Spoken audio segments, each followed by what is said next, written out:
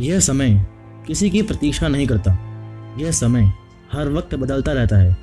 हमारे देश को आज़ाद होने के 73 साल बीत चुके हैं और कुछ ही देर में हम 74वां स्वतंत्रता दिवस मनाएंगे। इस वीडियो को सबसे लास्ट तक ज़रूर देखना, क्योंकि ये वीडियो बहुत मज़ेदार होने वाली है। आज हम कुछ अद्भुत गिनी चुनी रेयर फोटोज़ और वीडियोज़ को देखेंगे और यह जानने की कोशिश करेंगे कि हमारा देश भारत सन 1947 में कैसा था।